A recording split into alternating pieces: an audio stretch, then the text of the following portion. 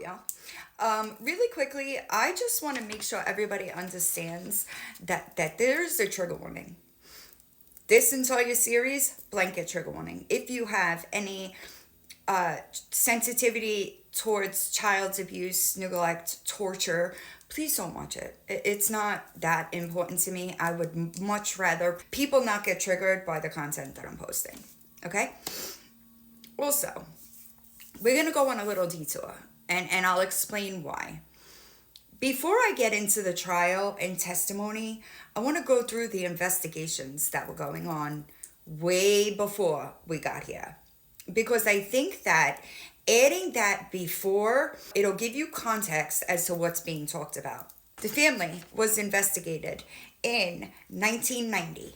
In 1990, they were served a cease and desist by the Division of Alcohol Abuse. They sure were. In 1998, there was another investigation triggered by a judge that contacted the New York State Department as well as CPS. And then we have the big investigation, which was done by multi agencies in 2010.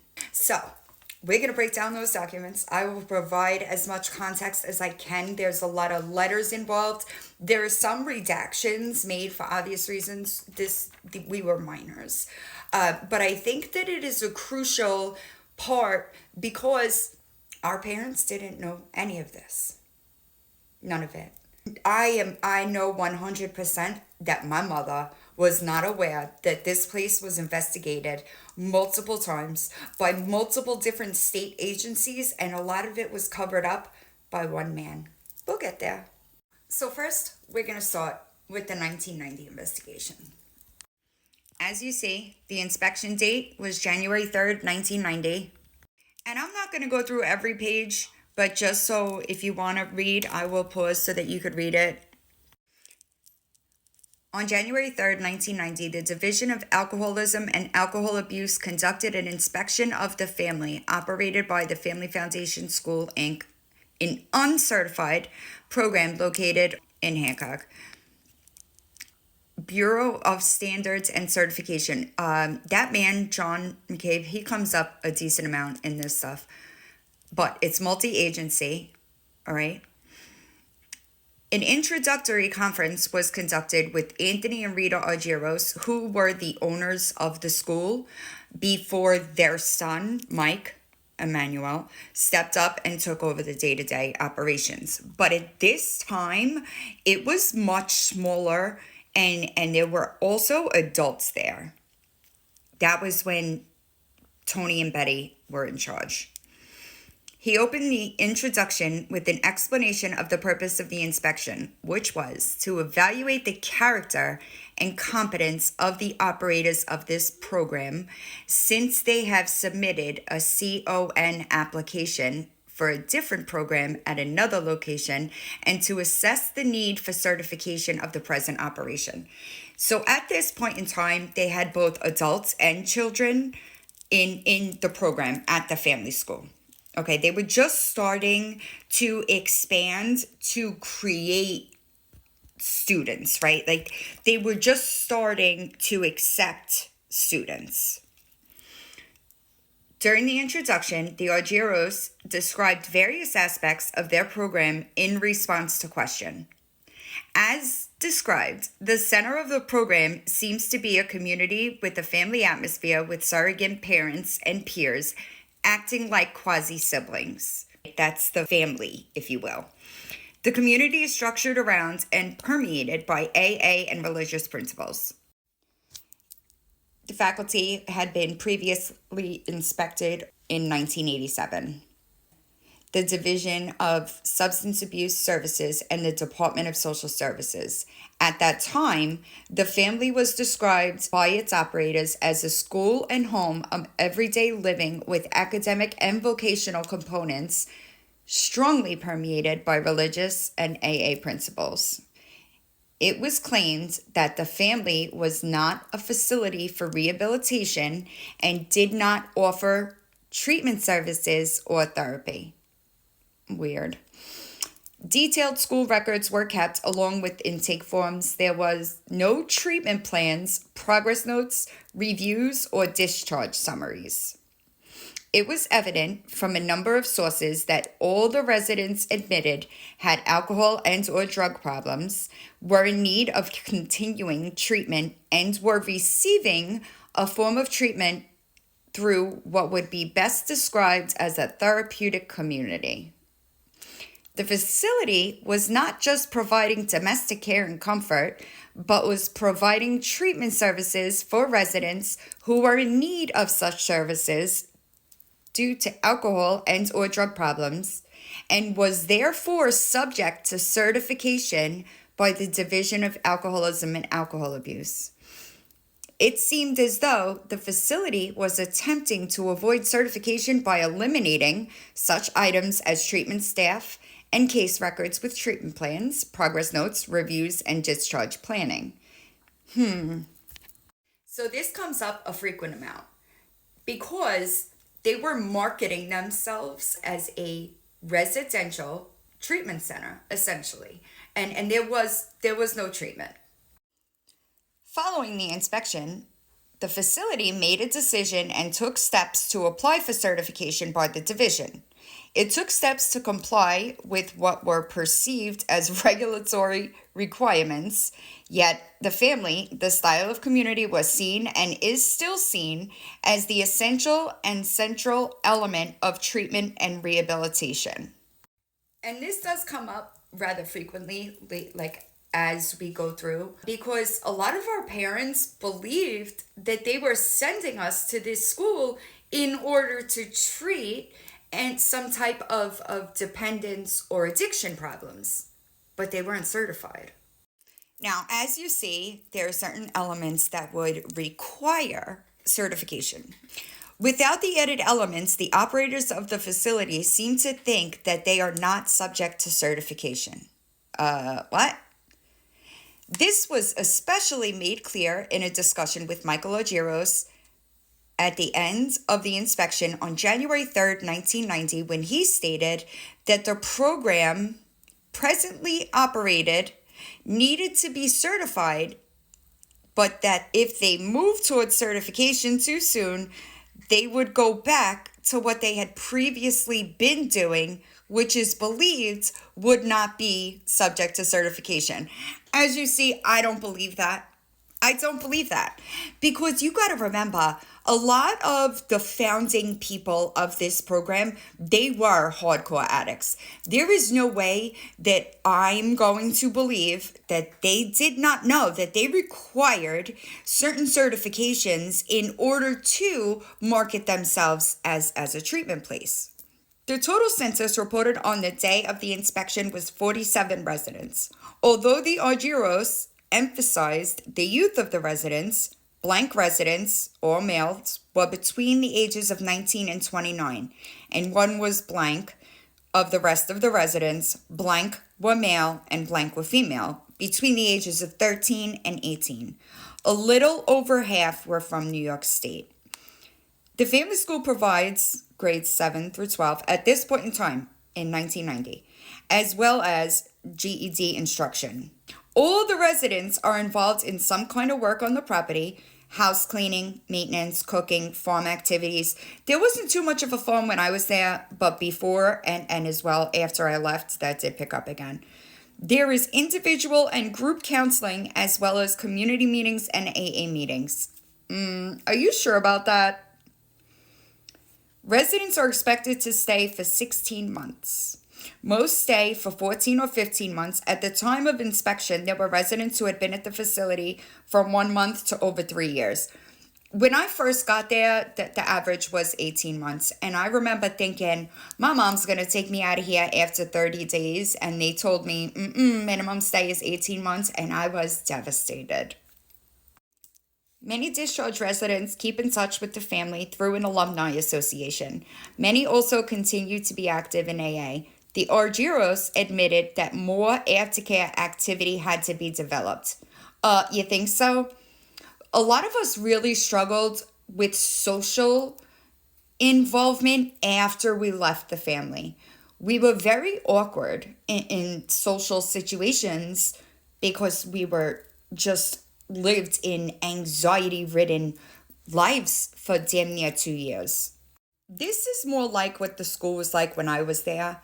It describes the main building, which is all we had outside of the dorms and where staff lives and the barn when I was there. So I'm not going to really go through that, but y'all could pause and read. This is just a breakdown about the statistics of who came from where, which is still not necessarily relevant, maybe as far as population and overcrowding, as you'll read later on, but not for what I'm doing it for. At the introductory discussion, the program directors, Anthony and Rita Argyros and their son Michael, stated in a variety of ways that most of the residents came to the program due to alcoholism, alcohol abuse, and or drug abuse. Mr. Argyros stated that over 90% of the residents come for behavior problems which are related to the use of alcohol and or drugs. Mr. Argyros also stated that 70% of the residents have been in treatment programs for alcoholism and or drug abuse prior to coming to the family. Parents and prospective parents get in touch with the family or are referred through a network of parents and programs who know about the place. This network was referred to by Mr. Argyros as the AA Grapevine. What? He also mentioned that ACOA groups and tough love groups were a part of the contact and a referral network. I did find out towards the end of my stay that a lot of us were referred from one specific psychiatric hospital, Four Winds in upstate New York. They put a lot of us through there, but a lot of people were sent there by educational consultants. Some were mandated by the courts. The Argyros reported that parents bring offspring to the Family Foundation because the cost is lower and they have exhausted insurance benefits. Parents are in dire need of the services for their offspring as reported by the Argyros. The whole tone established by the Argyros was that the family being a place of last resort for prospective patients and parents with children who were having serious problems with alcohol and or drugs. Mr. Argyros claimed that they did not advertise or sell the program in any way. Maybe in 1990, but that is a flat-out lie for the later years.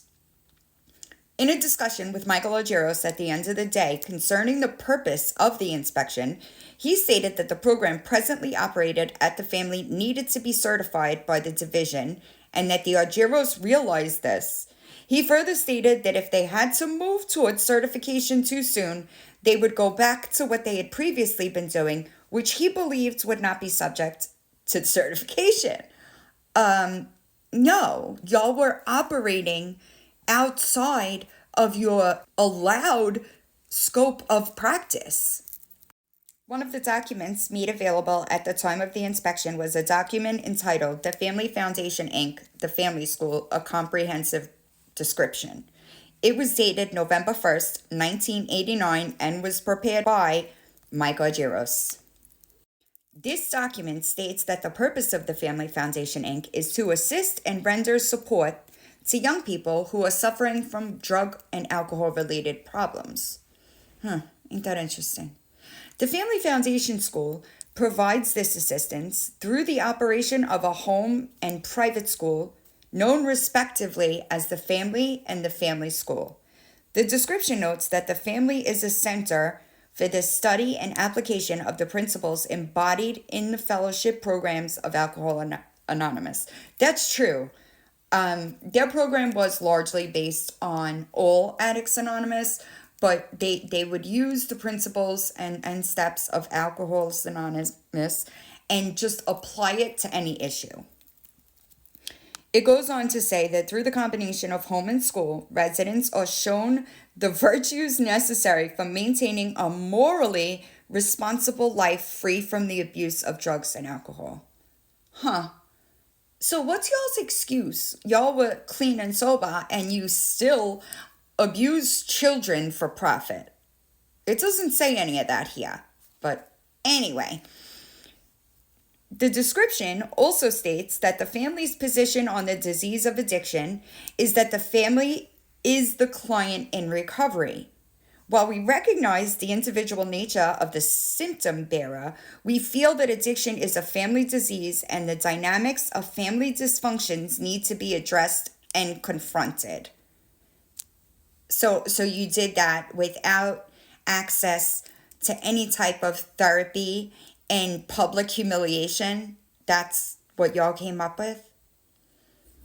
The goals and objectives stated in the description indicate that the individuals who are admitted are significantly impaired by chemical dependency. I was not physically dependent on anything when I went to the family school. I was into clubs. I was living in limelight. Sure, I was young. I was doing acid in a club setting, but I wasn't physically dependent at this time of my life, thankfully, because there were people that came to the family school that were heroin addicts and they were not given any type of real treatment for that withdrawal. They were just kind of told to kick and deal with it. I love how they call table topics small group confrontational meetings. What? On a daily basis, there is also a time for residents to evaluate their own recovery process through a group process. One of three basic rules at the family is that there is no alcohol or drugs. Okay. Anywho, under admission procedures, the description describes an evaluation which is to be conducted prior to admission, which includes a chemical dependency and treatment histories. So strange.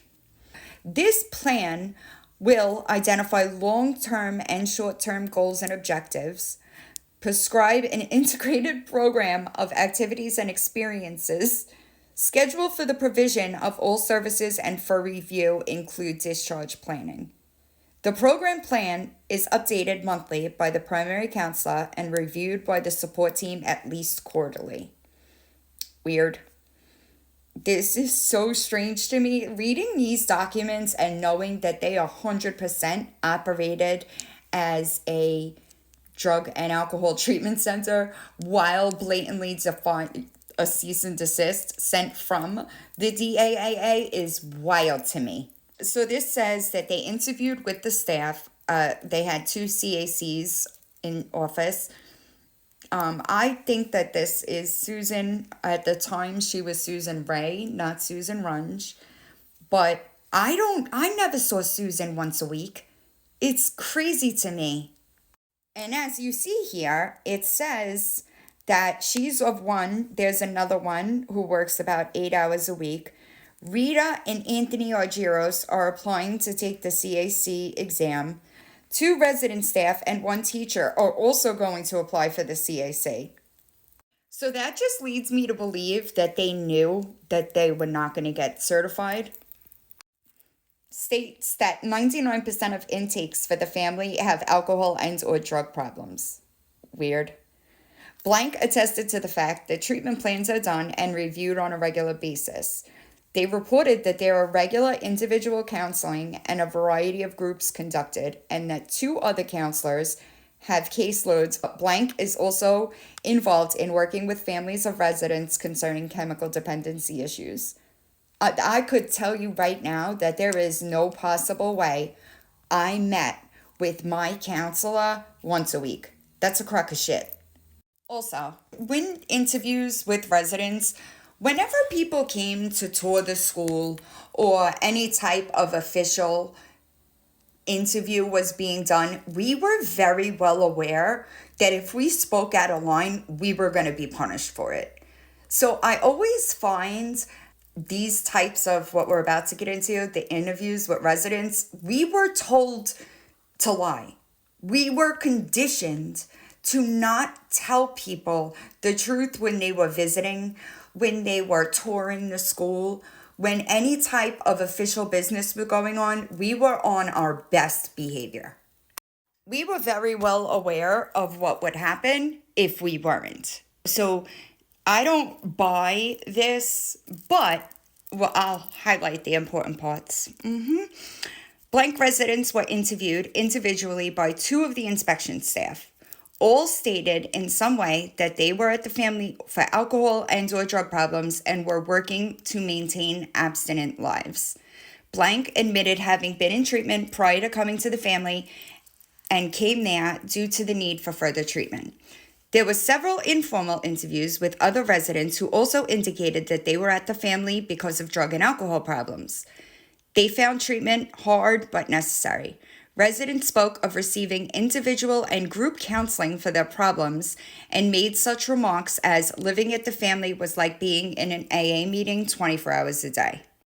This goes on to explain how there were 3 separate records for each resident. There was an individual case record, a family record, and an academic record. Imagine that.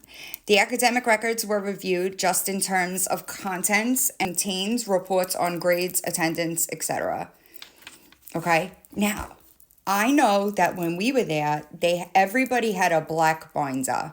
That black binder would sit on the shelf of the office, and I believe that they wound up that it was all in that black binder, that they might have maintained separate records, but they were all combined into one area, if that makes sense.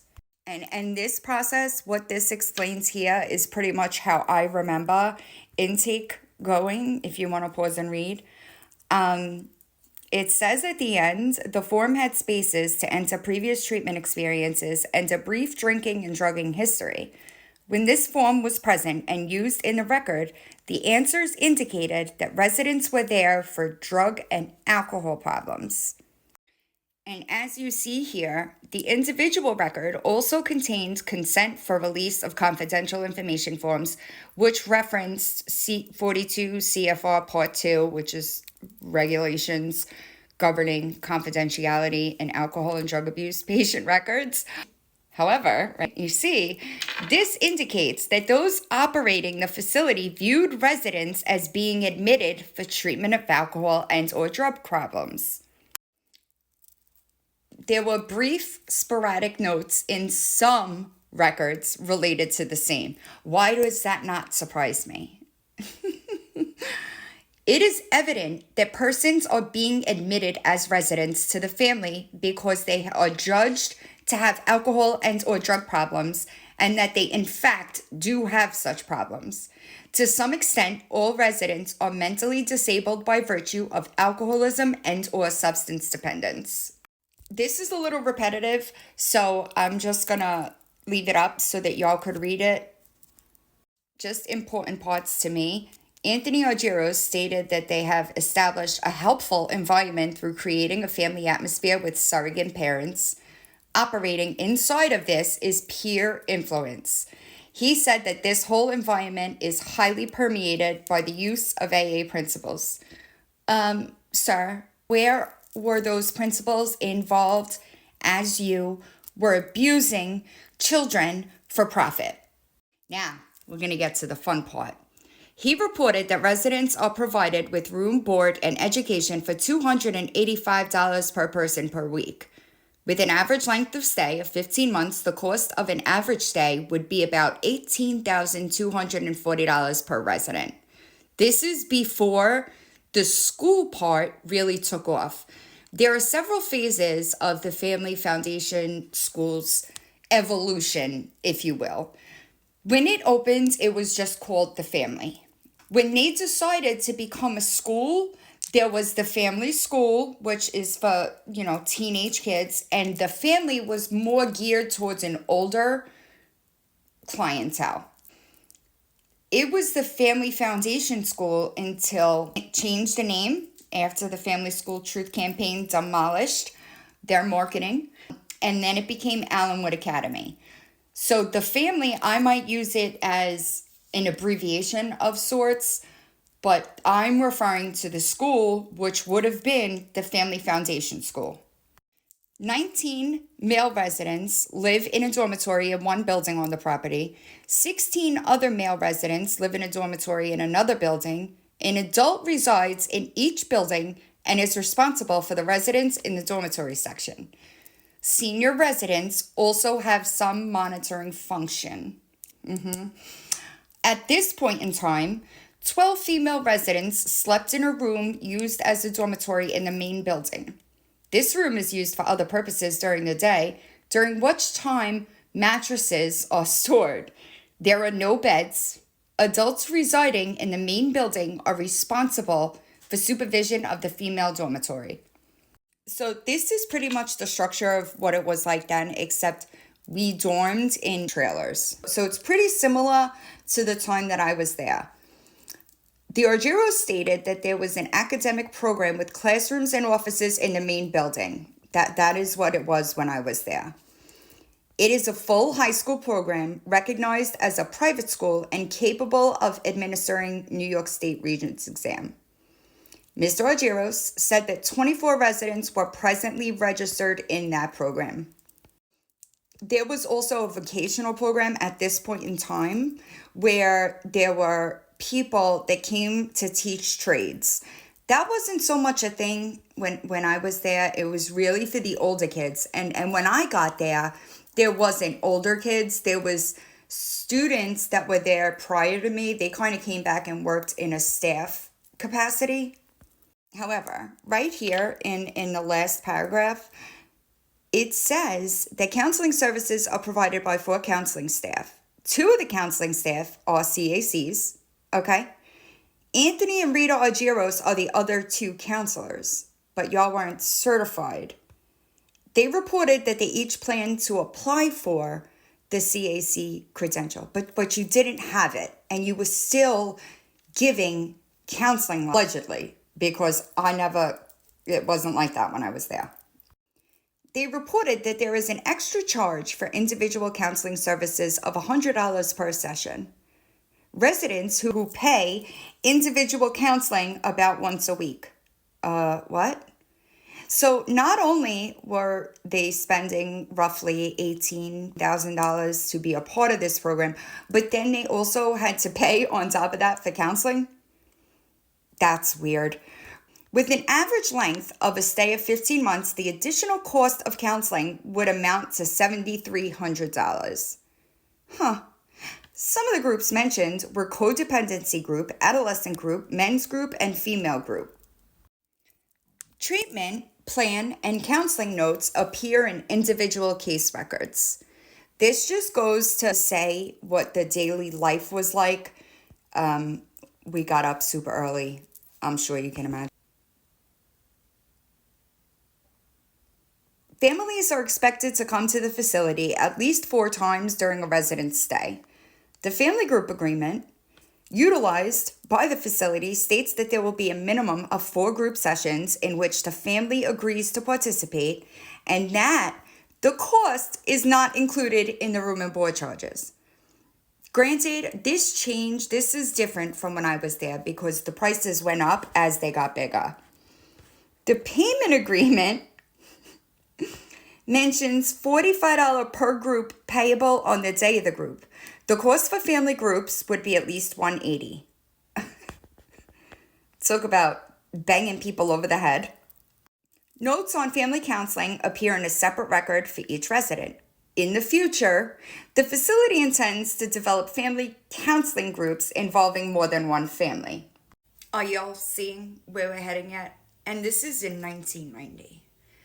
Prior to myself or any of the people that I associate with even got there.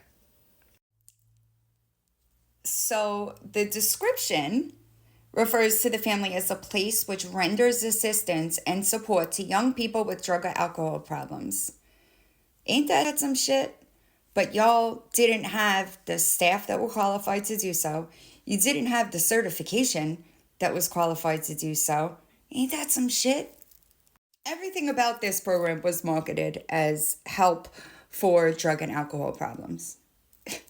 Everything about the school addresses the provision of various treatment and rehabilitation services aimed at securing a chemically abstinent lifestyle.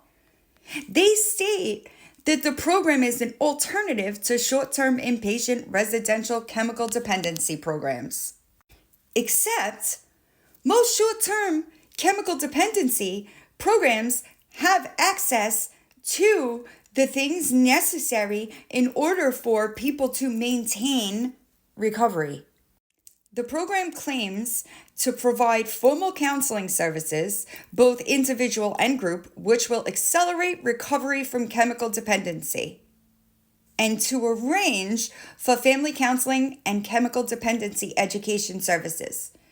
Except the only way that y'all did that was by ex-addicts or ex-alcoholics doing 12-step like teaching. And I've said it before and I'll say it again. I don't actively work a 12-step program any longer, but I did. And I think that that was a crucial part of my personal recovery process so that I could get all of that stuff out. There are still parts of that program that I participate in every day. There are steps of a 12-step program that are integrated into my daily lifestyle. So this just breaks down what the daily life was like at the family. I do find it a little strange how they call table topics, which were legitimately verbal assaults where we were humiliated, screamed at, a lot of times put on harsh sanctions. They call them small group confrontational meetings. That's a nice way to put it, I guess. The section on discipline describes rules and activities aimed at developing a sense of order and discipline in order to maintain chemical abstinence. I don't see how work sanctions helped us when 12-step would have been much better. Work sanctions were dehumanizing, at times downright dangerous, because you had kids on extreme work sanctions, and then sometimes that kid would also be on half portions as far as their dietary goes, so they were losing calories. I do find it a little interesting. At the bottom here, it says, blank reported that blank from Hancock gives each new resident a physical at the office. I did not get a physical when I got there at all. Blank does write orders for family treatment, which are included in records and seem to be used to support insurance reimbursement. Of course it is. Other physicians, particularly at area hospitals, are involved in providing health care to residents as needed. That as needed is like if you're on your deathbed, they will leave you on said deathbed until they feel it's appropriate that you get taken off property to see a doctor. The interviews with residents part here, I'm just adding it so that it's here, but I've already discussed it.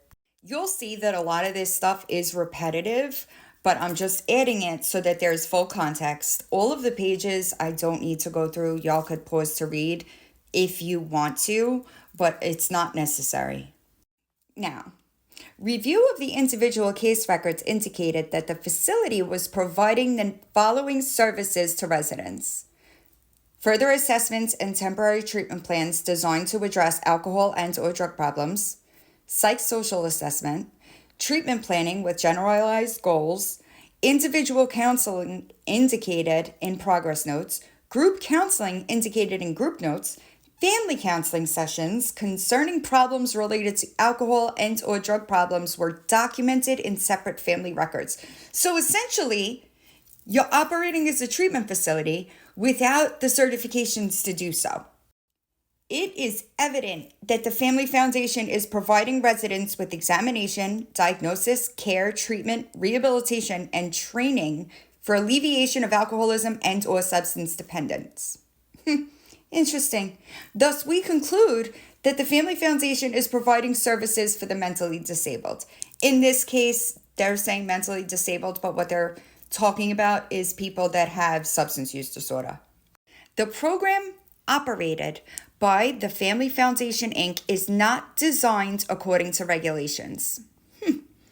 The Family Foundation, Inc. is operating a community residence in which alcoholism services are provided without an operating certificate, having been obtained from the director of the Division of Alcoholism and Alcohol Abuse. Ain't that some shit?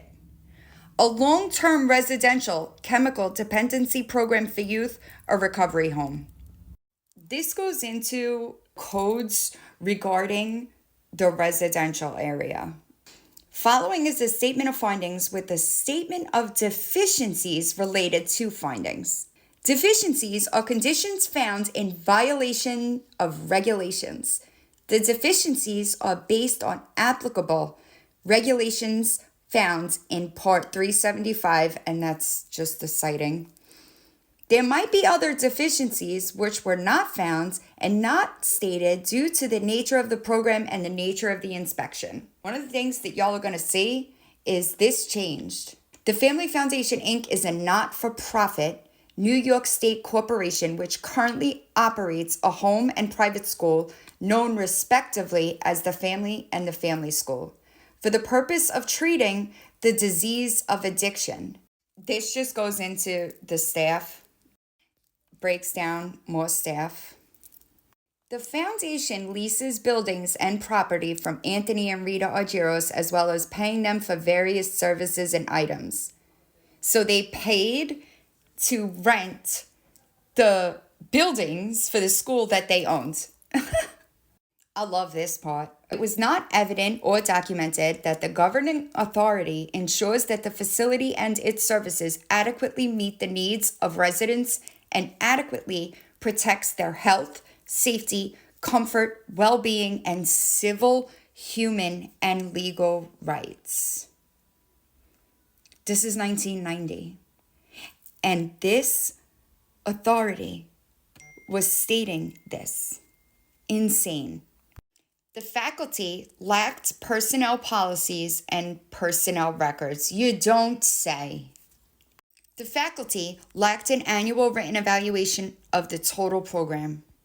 The facility lacked policy and process for the review of untoward incidents. There were no written policies and procedures regarding AIDS, HIV infection, and HIV testing. There were no evidence that the program was providing any HIV-related services for residents or staff. In 1990, legitimately the coming down of the fucking AIDS epidemic. Now, I'm going to go out on a limb and say that wrapping students in duct tape was not listed in the discipline area, but that's just my opinion. Also, residents sign a form for release for publication and broadcast, which allows the family to utilize video and audio tapes, photographs, and written transcriptions. So we signed, our parents, not us, signed a release so that they could post our pictures to gain more students. Residents are expected to do certain farm chores and housekeeping jobs, otherwise known as sanctions, obviously. The family lacked policies regarding the rights of residents because we fucking had none, and also lacked procedures implementing and communicating such policies to residents. It's wild, y'all. Recovery plans and treatment plans, for the most part, were not individualized because everybody was given a very cookie-cutter type treatment plan. The family policy and procedure concerning violence or threats of violence actually would promote violence. The use of a sanction such as sitting in a corner publicly is really denigrating to a resident. Y'all left that out when talking to our parents, huh? You left a lot of this stuff out. I really do wonder if the parents were armed with this information, if they would have used the program at all. Other such public acts imposed as sanctions display a lack of considerate and respectful care. Tell me again how y'all didn't abuse children when you were fucking told in 1990 by this agency that you were abusing children. Staff was not competent and of sufficient number to provide services adequately. The facility as a whole was severely overcrowded, lacked adequate lounge, program, and bathroom space. The facility did not provide a maximum amount of privacy of person, personal belongings, and of communication. Y'all were told in 1990 by this fucking agency that your program was not good enough. And yet you continued to take students, not changing those policies and procedures that they told you in 1990 were not good enough. And you caused hundreds, if not thousands of people fucking trauma. As part of the intake procedure, a number of personal items are confiscated.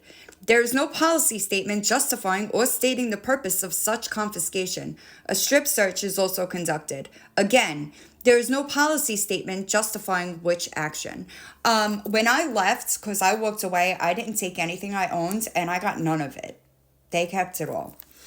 Residents are not allowed visitation without family groups for the first 120 days, and even then, visitation is allowed only before and after family counseling sessions at the discretion of staff. There is a severe limitation on privacy of communication without any justifying reason. All of our mail was monitored. I know this says 120 days, but it was after 30 days for me. During that 30 days that we were on what's called family blackout, we were encouraged to lie on a dishonesty list. Why? Because then when we to our family group and the parents heard all these terrible things about like what we had done, it cemented our stay. Residents must sign a mail release which allows staff to open all letters. Again, this is a restriction of privacy of communication without any stated justifying reason. Everything that went out was monitored. Everything that came in was monitored. We had no access. At this point in my life, when I got to the family in 1996, I had been friends with the same girls for 5 years, and I could not talk to them. None of them did drugs. I was not allowed any communication with anybody outside of who they approved. This goes over the release for publication and broadcast. But you see at the end, this is a violation of privacy of person and of confidentiality. Now knowing what I know, mental health and any type of substance abuse treatment are the most protected things regarding HIPAA. They didn't give a shit. A number of residents are employed as staff by the facility. All residents are involved in doing a variety of work, including construction. None of the residents receive compensation for their services, such as building the chapel. The facility admits people who are suffering from drug and alcohol-related problems in order to reduce the probability of relapse for persons who are significantly impaired by chemical dependency. Forms utilized for assessment and intake are aimed at gathering information on an individual's alcohol and drug use, past treatment, and present problems related to such use. Eligibility for admission is not based on an acceptable diagnosis. The facility lacks specific admission policies and criteria. Again, it's a little repetitive, so I just want to show it like that way. If you guys want to go through it all, you can. I just want to talk about the intake procedure checklist. C indicates that certain items are taken from resident upon admission. All shampoo, soap, hairspray, cigarettes if the resident is under 18, all photographs, phone numbers, wallet, cassette tapes, anything you are in doubt about, just ask. A strip search is conducted in the presence of 2 other people. Staff conducting this search were not identified. The people that did my intake were students. Yeah, so you are already in complete shock when you first get there, but you have 2 senior members going through all of your shit, taking it away, and then strip searching you. Students, not staff. Residents sign a form, the Family Police and Procedures Related to Violence or Threats of Violence. This form describes the levels of dealing with threats of violence, discussion, sanction, sitting in a corner, forced sanction, and restraint. I'm here to tell you that we were restrained even when we were not violent. We were restrained simply if we weren't complying or refusing to take part in the sanction that they put on us. Residents also sign a clothing release, releasing the family from all responsibility for personal belongings and fill out an itemized list of belongings. A mail release form allows the family to open all correspondence, including welfare information and checks. One of the sanctions when I was at the school, I was put on a poverty sanction because I was spoiled and my mom would send me really expensive clothes, gifts, and they didn't want any of that. So they put me on a poverty sanction. I wasn't allowed to wear jewelry. We really weren't allowed to wear much makeup. I had to dress down. The way that they make it seem, the people were put on sanctions for nothing. It could be the most minor thing and we would be put on sanctions. Clothing, the dress code was also pretty strict. Like, we weren't allowed to wear bell-bottom jeans. It was just very preppy and strange. For the most part, the admission procedures found in the description are not followed. You don't say. There is no evidence of a mental status evaluation. The chemical dependency and treatment history is sparse and does not provide enough information for an accurate evaluation because they were never going to treat us as individuals. There is no evidence of a complete physical examination with necessary tests. Blank resident admitted from another facility came in with what I can only imagine is some type of disease. What was being attempted as a complete multidisciplinary evaluation is not consolidated into one record. Academic records, including tests, are kept separate from the individual case record. There is no documentation indicating that evaluations are multidisciplinary. Ain't that some shit? Treatment plans were not individualized or comprehensive, and for the most part contained limited, generalized goals. There was no evidence that the treatment plans were reviewed by multidisciplinary staff. There was no evidence that the treatment plans were prepared in consultation with the resident, his or her parent or parents, or guardian or significant other.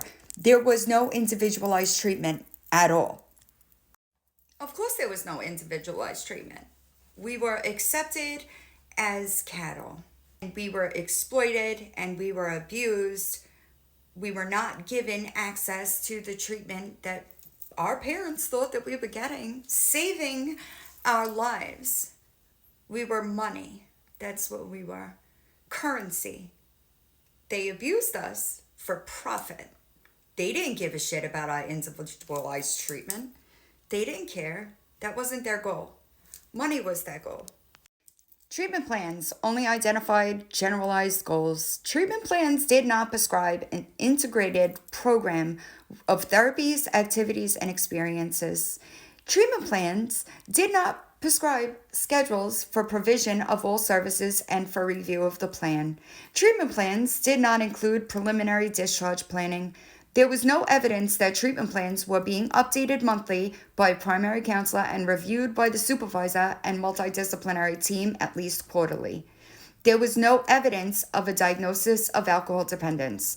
There is no evidence of any of the other conditions required by the standards. Again, super repetitive, so if you want to pause to read, you can. This is another thing that changed prior to me getting there. We were not allowed to leave. Ever. It also says here religious services and spiritual counseling are available. They were mandatory. Every morning we had to get up and go to the chapel. I also was never seen by a physician from Hancock when I first got there. Prescribes any needed medication. They had a very strict policy with medication. There were kids that came in on stimulants for ADHD or hyperactivity, and they were removed from them. There were no evidence that at least 14 hours per week of formal, professionally directed group and individual counseling was being provided to each resident. You don't say. There was no evidence of routine medical and nursing services being provided as appropriate. There was no evidence of social services. I was given meds, Tylenol, Motrin, whatever, from an ex-junkie in a med cabinet. We didn't have a nurse on staff. And they didn't want us to have any interaction with social services because they were abusing us. There was no evidence that counseling services provided for family members with or without the residents were provided by appropriately qualified staff. Ain't that fucking crazy? There was no evidence that the required support services were being made available. Evidence of group and individual counseling is sparse and sporadic. How about non-existent?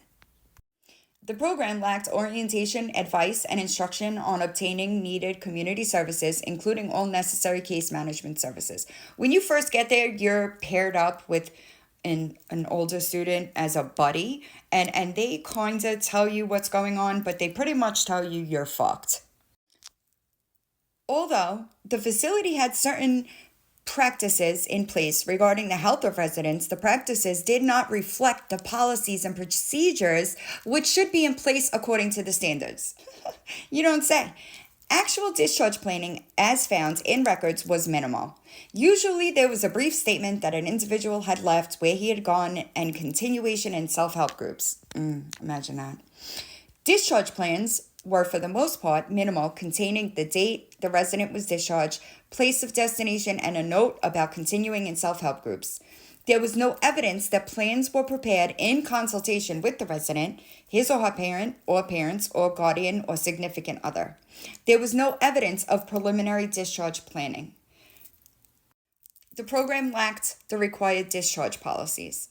Also, if you were graduating, let's just say you were graduating high school, but you were not doing well and you were on work sanctions and getting into trouble, yet you still couldn't leave. You had to graduate the program in both capacities, meaning educational side as well as program side. There was no documentation of any utilization review process actually being implemented. Wow. The organization and staffing for the program is also described in some of the documents provided by the facility. The staffing pattern is highlighted by the fact that many staff members act in several capacities. Following is a description of the staffing of the facility with the names of staff members, titles, and general responsibilities. And this is just a breakdown of the people that work there. If their name was redacted, I added it because fuck y'all. Y'all are child abusers. If you thought that things were interesting before we got to this point, you're really gonna like this. Blank teaches one course, serves as a receptionist, performs intake and admission procedures for new residents, and conducts family counseling. Is also a resident and is not paid for services. Blank teaches one course, attends college, transports residents, is also a resident, and is not paid for services. Blank teaches one course, food service and catering program, college student, involved in family groups, is also a resident and not paid for services. Blank teaches one course, is also a resident, and is not paid for services. That's slave labor. Y'all were using kids to do your jobs and not paying them. A total of 6 residents are considered to be staff of the facility as well as residents. They are not paid for services rendered as staff at the facility. These services are all done by residents under supervision of staff when this includes maintenance of a large piece of property with a farm. The residents are not paid for services rendered. And those were largely sanctions. Shoveling was a sanction. A lot of things, lawn mowing, all that stuff was mainly kids that were sanctioned to do it. Procurement and preparation of food, as well as cleaning of the kitchen and dining areas, are done by residents under the supervision of Mrs. Argyros, who is still alive, by the way. Residents are not paid for these services. Yeah, dish crew. Dish crew was a motherfucker. And you had to clean, if you were on dish crew, you cleaned all the dishes after meals. And I'm going to say it again, I did not see a physician when I first got there. The program lacked a full-time program director who is a qualified health professional or qualified substance abuse program director. The program lacked a professional nurse. The program has one qualified counselor on site for 30 hours a week and another qualified counselor for 8 hours a week. Effectively, there are no counselors present for most of the weekends and evenings and nights. That was the same when I was there. The staff, like during the day, the counselors and stuff, they would go home at like dinner time, and they were not there on the weekends or at nighttime. It was different staff that came in at night. There were no additional counselors beyond the three above. There was no evidence that any of the counselors had required experience in family therapy or working with problems of families. The program lacked a certified physical education teacher or qualified professional in recreational therapy. The program lacked a licensed certified social worker. I do want to say that when I was there, that Susan did become a licensed certified social worker. The program lacked a supervising physician appropriately licensed and qualified. Since the facility lacks the required number of direct care staff, 1/3 of all direct care staff hours are not being provided by qualified professional staff. There was no evidence that at least 2 direct care staff were awake and on duty at night, nor were there arrangements for counseling and medical staff to be available 24 hours a day. The residence manager was not a qualified health professional. There was no evidence that in-service training programs for staff had been developed or implemented. There were a total of 19 beds utilized by adult residents. There were no staff assigned specifically to this population. There was no counseling staff assigned specifically. This is also pretty repetitive. Individual records also contained treatment plans with generalized goals concerning abstinence and sobriety. There were also sporadic progress notes generally related to goals. Group notes were also included in individual records. Some individual records of residents who had been discharged had very brief notes attesting to discharge and the destination of the discharged individuals. Crazy, y'all. The program does not maintain an individual record for each youth admitted to the program. Records lack the following: pre-admission evaluations, results of physical examination and lab tests, treatment plans which are individualized with appropriate amendments. There was a lack of evidence that serious problems described in evaluations were being incorporated into treatment plans and treated on an ongoing basis, because it wasn't done. Regular notes on counseling sessions and weekly reports on progress, documentation of general healthcare recommendations and services provided, evidence of a treatment plan review, adequate discharge plan with a statement of reasons for discharge.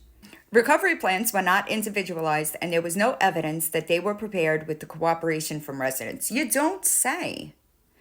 Generalized goals were utilized without specification of the services and activities of staff and the resident, which would enable the attainment of the goals.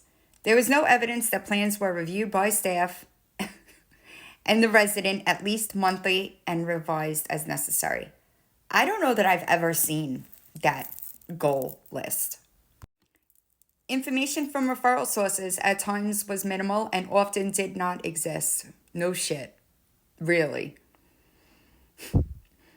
As a result, recovery plans were not individualized. Documentation of the plan's implementation and periodic review and revision was minimal.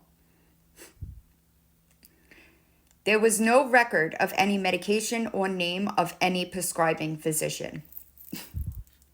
This is just a breakdown, the bottom of the property.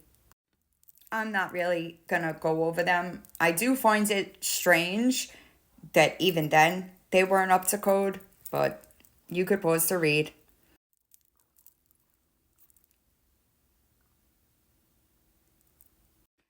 So when I went there, we lived in trailers. When I first got there, I was in Family One and I lived under the pedophile's house, which was a female dorm at that time.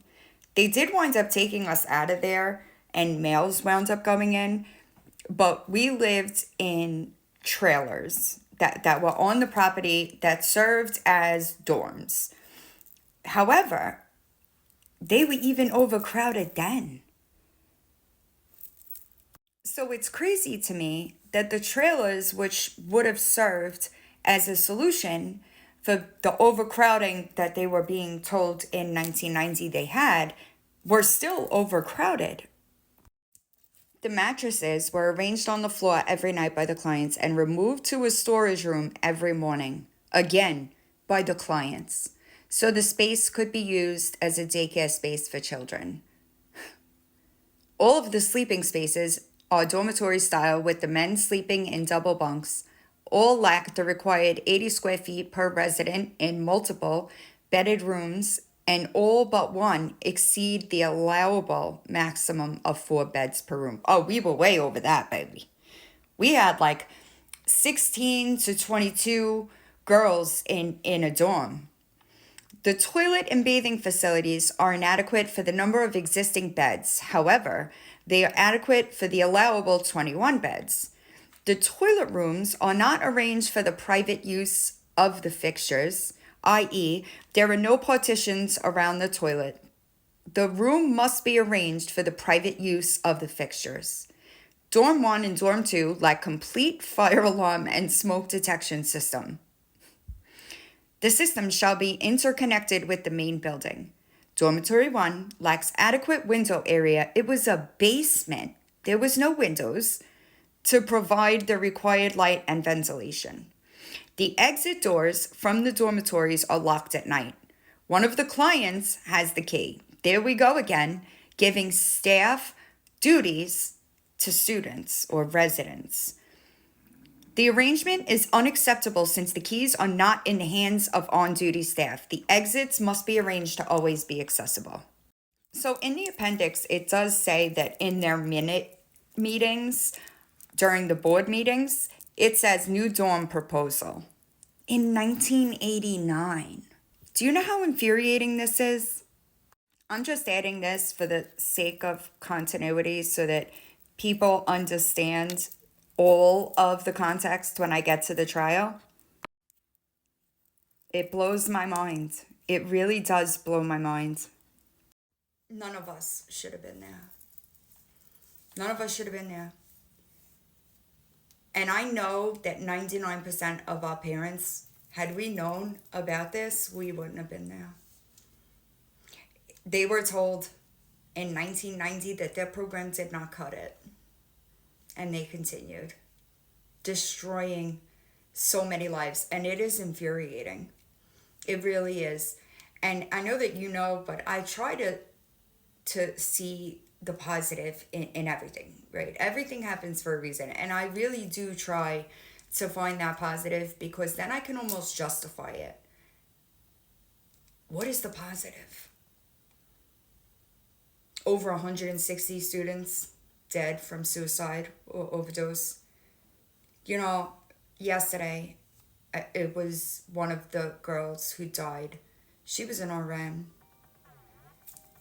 She stuck an IV in her arm and killed herself. That poor mother, because her sister died in a car accident at the school while on a break. They were on their way back to the school. 3 students, and she died. That mother lost 2 children from the family school. A program that should have never been allowed to exist and run the way that it did. It's really frustrating when I see this over and over, the AA principles. Y'all don't practice those principles. I can't think of a single thing that y'all practice regarding the AA principles. And not just that, but for people that are so godly, you sure do have some 7 deadly sins going on over there. Because, you know, I came across some financial documents from the program today, and it said $7 million 1 year. They brought in over seven and a half, actually. And I'm like, you couldn't pay me $7.5 million to abuse one child. Y'all destroyed families. You destroyed lives. That should make you sick. You shouldn't be able to walk around freely. Everybody should know that y'all are child abusers. Because y'all were told that your program was not good enough. And you only got bigger and bigger after this investigation. That's crazy to me. Crazy to me. Y'all should be ashamed of yourselves. You know, a granddaughter of the Argyros, the owner, had posted in our close family group, and she apologized to us. She said she was ashamed of the Argyros blood that runs through her veins. And y'all just ignore it. Blame us. The internet smear campaign. No, it's accountability for your actions. I'll see y'all soon.